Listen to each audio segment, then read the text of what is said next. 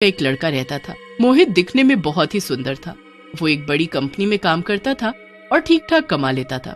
मोहित की ख्वाहिश थी कि उसकी शादी किसी अमीर लड़की से हो और वो करोड़पति बन जाए। एक दिन मोहित की मुलाकात एक लड़की से होती है। उसका नाम मीना होता है और वो बड़ी ही अमीर होती है। मीना एक बहुत बड़े घर में अकेली रहती है और करोड़ों की मालकिन होती है। उसके माँ बाप सालों पहले ही मर चुके होते हैं और उसका कोई भाई बहन भी नहीं होता। मोहित बस फिर उस लड़की के पीछे पड़ जाता है और उसे शादी के लिए पूछता है। मीना शादी के लिए हाँ कर देती है, पर उसकी एक शर्त होती है। मैं शादी के लिए राजी हूँ, बस तुमको मेरे साथ मेरे घर में रहना होगा। पर मेरे माँ बाप इसके लिए नहीं मानेंगे। ठीक है, फिर तुम कोई और लड़की देख लो। मैं तुम्हारे साथ तुम्हारे घर में रहने को तैयार हूँ। मोहित सारी बात अपने माँ बाप को जाकर बताता है तो वो इस शादी के लिए नहीं मानते। पता नहीं कौन क्या लड़की है, तू इन चक्करों में मत पड़ और हमारे पास जितना है उसमें हम खुश हैं। मोहित की माँ बड़ा गुस्सा होती है, पर मोहित लालच में इतना पागल हो रहा होता है कि उसे कोई फर्क ही नहीं पड़ता। वो जिद करके ये शादी कर ही लेता है और अपने माँ बाप को छोड़कर मीना के साथ उसके घर में रहने आ जाता है। मोहित का उस घर में पहला दिन होता है। वो काफी अजीब पर काफी खुश भी महसूस कर रहा होता है। पहले तो वो अच्छे से पूरा घर और गाड़ियां और एक एक चीज देखता है। उसके बाद वो अपने कमरे में जाता है जहां मीना दुल्हन के जोड़े में उसका इंतजार कर रही होती है। मोहित उसके पास जाकर बैठता है और उसका घूंघट उठाता है। घूंघट उठाते ही मोहित जोर से चिल्लाता है। दरअसल घूंघट में वो एक भयानक शक्ल की चुड़ैल को देख लेता है। चुड़ैल! मेरी मीना कहाँ है? कहाँ है मीना? मैं ही तो मीना हूँ, क्या तुमने मुझे पहचाना नहीं? देखो, ध्यान से देखो। मेरे पास आओ, आओ पास आकर देखो। नहीं, ऐसा नहीं हो सकता। मैं ये कहाँ फंस गया? मैं यहाँ से जा रहा हूँ। जा रहे हो? कहाँ जा रहे हो? अब तुम मेरी मर्जी के बिना यहाँ से एक कदम भी बाहर नहीं रख सकते। अब तुम मेरे नौकर हो नौकर। अब मैं तुमसे जो बोलूंगी तुमको वही करना पड़ेगा। नहीं नहीं नहीं, ऐसा नहीं हो सकता। मुझे अपने माँ बाबूजी के पास जाना है। अब तो तू उनको भूल जा। अब तू कभी इस जन्म में तो उनसे नहीं मिल पाएगा। चल अब मेरी सेवा में लग जा, मुझे बहुत भूख लगी है। चल जल्दी से जाकर मेरे लिए बढ़िया सा चिकन बना कर ला। चिकन? नहीं नहीं, मैं तो शाकाहारी हूँ। मैं चिकन को हाथ भी नहीं लगाता। अच्छा, फिर तो और मजा आएगा। चल अब जा और जल्दी से चिकन लेकर आ, वरना मैं तुझे पकाकर खा जाऊंगी। मोहित बहुत डर जाता है और रसोई में जाकर चिकन बनाने लगता है। मोहित के लिए बड़ा मुश्किल होता है, पर वो जैसे तैसे चुड़ैल के लिए चिकन बनाकर उसको लेकर देता है। चुड़ैल बड़े मजे से चिकन खाने लगती है। वो जरा सी देर में ढेर सारा चिकन खत्म कर देती है और फिर उसके बाद वो फिर से मोहित की तरफ मुस्कुराकर देखती है। चल अब चुपचाप मेरे पैर दबा। क्या? समझ नहीं आया क्या मैंने क्या बोला? हाँ, अभी दबाता हूँ।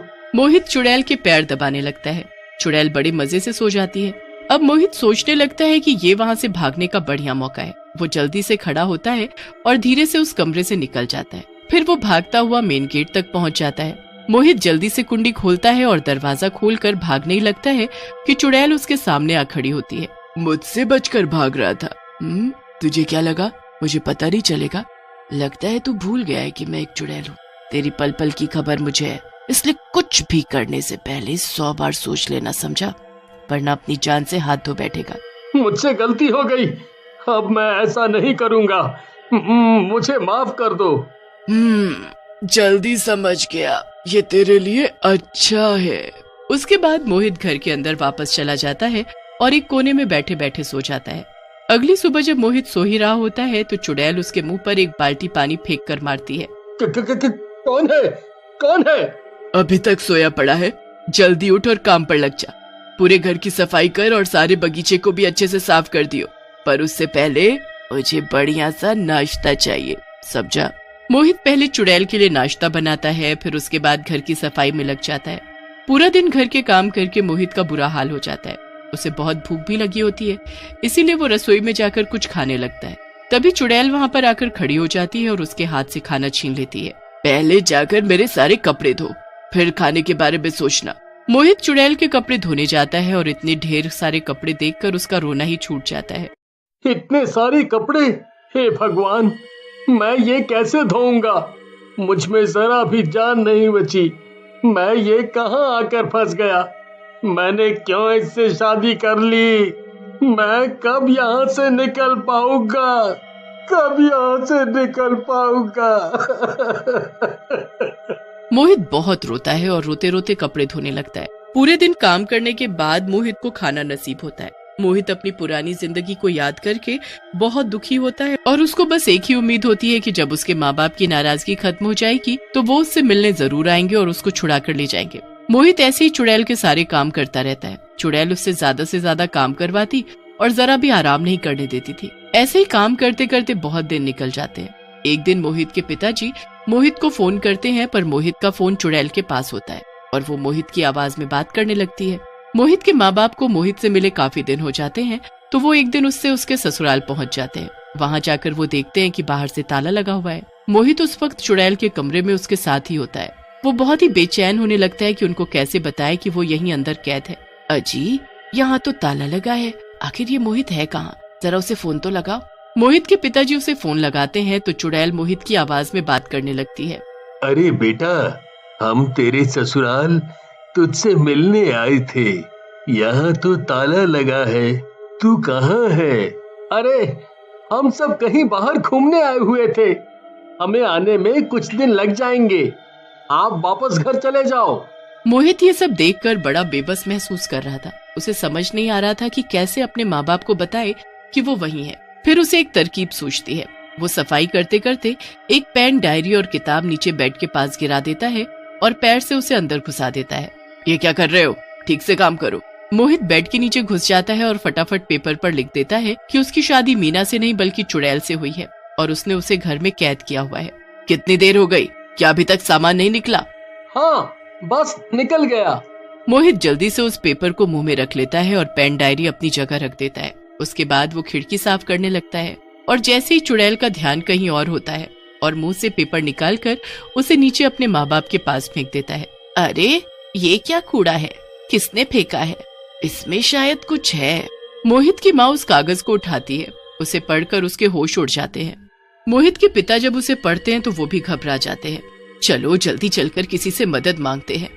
मोहित के माँ बाप जल्दी से एक पंडित के पास जाते हैं और उनको सारी बात बताते हैं।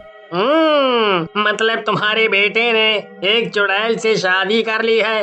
वो चुड़ैल तुम्हारे बेटे की अब पत्नी है। उससे पीछा छुड़ाना आसान नहीं है। आप कुछ करके उसे बचा लो पंडित जी, हम आपका एहसान कभी नहीं भूलेंगे।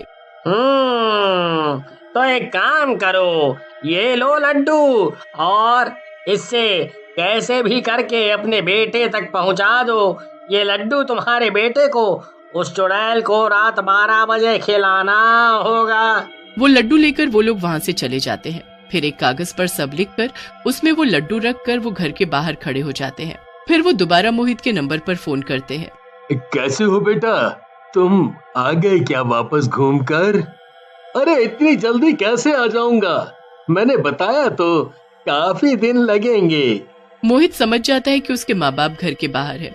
मोहित के पिताजी चुड़ैल को बातों में लगाए रखते हैं और मोहित जल्दी से खिड़की पर जाकर देखता है। मोहित की माँ जल्दी से कागज में लिपटा लड्डू उसके पास फेंकती है, जो मोहित पकड़ लेता है। वो कागज पर लिखा हुआ सब पढ़ लेता है और वैसा ही करता है। रात के 12 बजे वो लड्डू लेकर चुड़ैल के पास जाता है।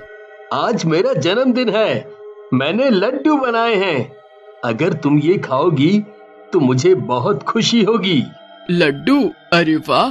चुड़ैल बड़े मजे से लड्डू खाती है और उसका दम घुटने लगता है। उसके हाथ पैर काम करना बंद कर देते हैं। ये तूने मुझे क्या खिला दिया? क्या मिलाया था इसमें?